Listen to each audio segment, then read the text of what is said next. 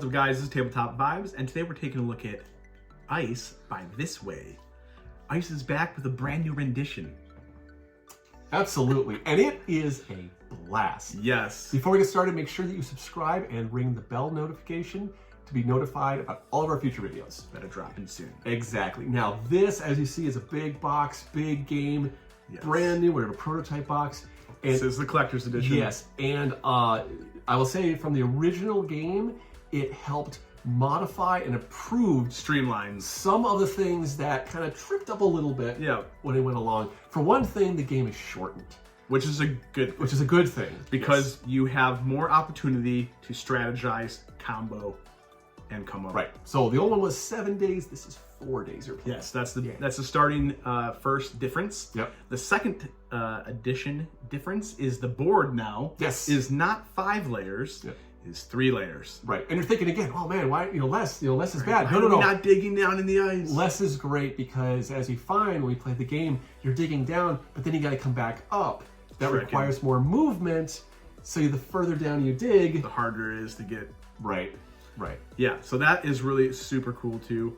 I think that they're going to be changing the player asymmetrical abilities are going to shift a little bit on starting resources and possibly some of the powers. That's still up in the air. Right.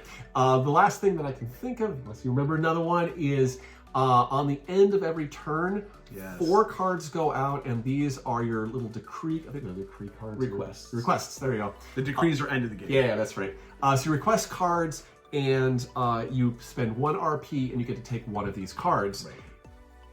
And I think that's mostly I think that's the city. The city is no longer a city; it is a ship. Yes. So you're storing and bringing your tiles off of your board, ice age area, your expedition, or your what do they call it when you're out in the expedition? It's your player map. Your base. Yeah, your base. Yeah. Well, you're taking them off your base and putting them on the ship. Right. Because you got to send stuff home. Right. And you're not scoring them immediately. You're waiting to the very end of the game, and then you're scoring it. So it's a bit hidden, so you can't really tell how far in the lead somebody is. Yeah, I lost. Well, typical. But I lost.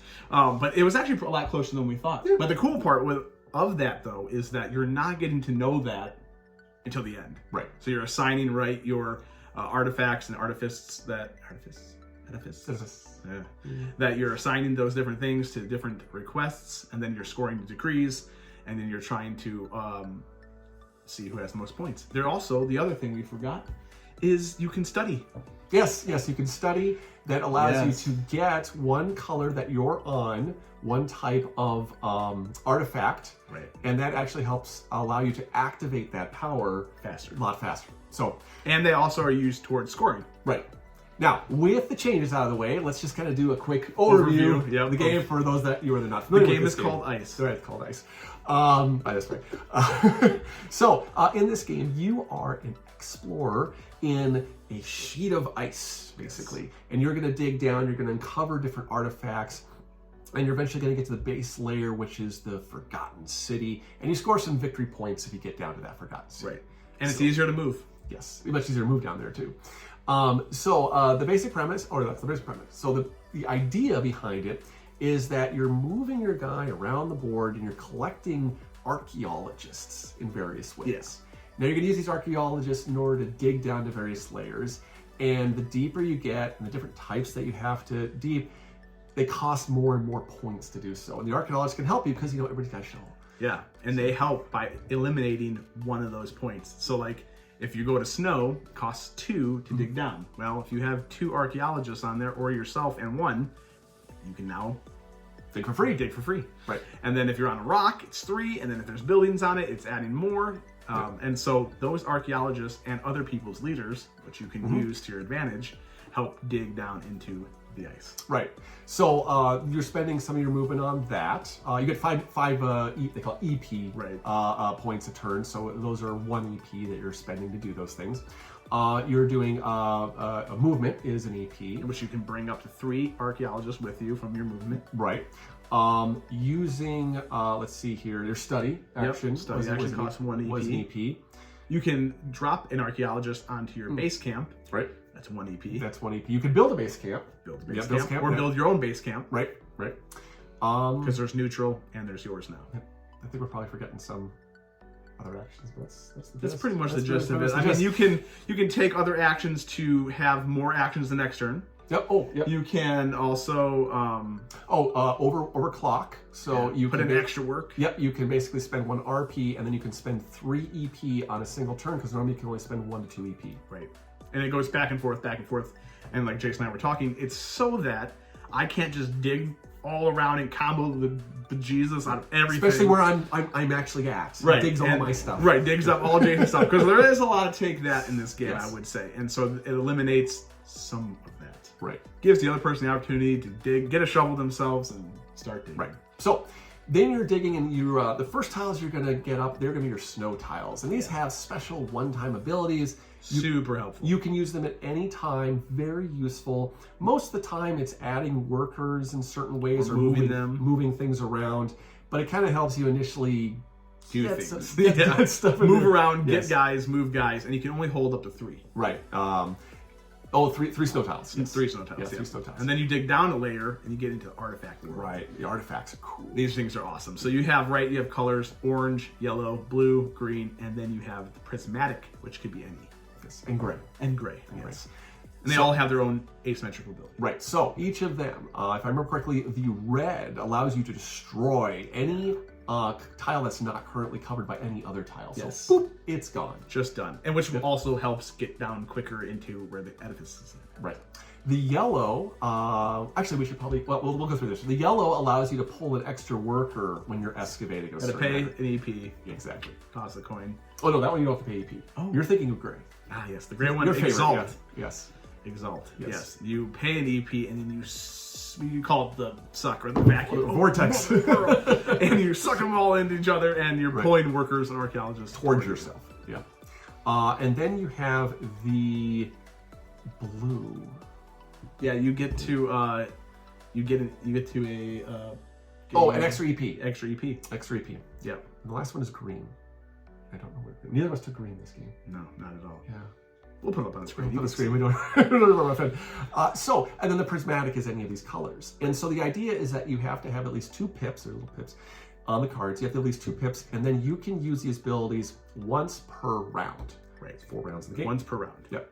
And Adam's absolutely right. This is all about chaining all this together, taking as much free action as you possibly can to really garner as much of these resources that you can to then be able to do more stuff. If you don't know how to play efficiently in general with board games, this game will teach you how to play efficiently. Oh, absolutely. Because when you don't, it shows. Yes, yes.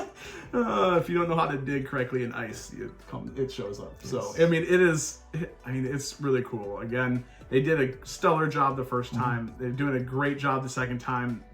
I mean, it's a blast. I love it. And that is 4 days now instead of 7. Yep. Makes this even better. Right. Oh, and then also, again, for those not familiar with the game, Yes. the board itself, like we said, we're talking about layers. Well, there's a reason for that. So when you construct this board, you construct it literally layer by layer at a time. So you take a whole bunch of tiles of the bottom layer, randomize them, put them out. Then the next, randomize them, put them on top of those tiles. In the snow. And then the snow on top. So every single game is totally unique, totally different experience, tons of replay Right. value. And then if you didn't think that the base game was hard enough, you can add more modules. So there's like a sandworm.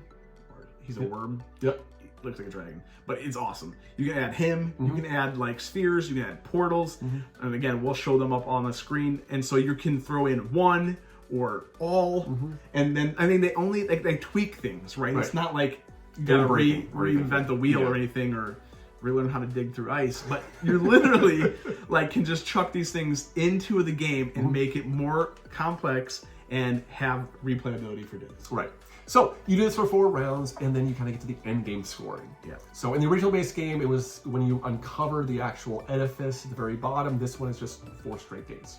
Which makes it a lot easier and more fun because if you don't make it to the bottom and then you make it to the bottom after someone already made it to the bottom, you can still do something. Yes. So you're going to be scoring all the RP that you already have, all the reputation points that you've somewhat accumulated. Though it's kind of hard to get them. You start with a few and then you tend to be using them. You also score fulfilling your contracts. Requests. Requests. They are contracts, though. They're contracts, requests. And these are going to be things like have a certain different number of pips of a certain color, or the different shapes of the artifacts. It's all artifact based of the artifacts you have, or just the colors themselves. Right. That was the other one. How many colors you chose to do, and then you're assigning them to your requests and scoring them. Right. And then you have the other colors. Decrees. See, he's on board tonight. So you have the decrees, and these are public goals, and it's usually the most red, the most blue. And you can tap that as many times as you have. So if I have 4 red cards, I get 4 points because it's per every red. Exactly. When I say card, I mean tile. So you add all those up, and whoever has the most wins, and if you tie, you share the victory. Because it's a frozen wasteland, and there's room for everybody. Yes. And this has been Ice by This Way. Their Kickstarter drops on the 5th, the 7th of May. Last time I didn't say what month. May 7th. And so definitely give them a check out. Their link will be in our bio.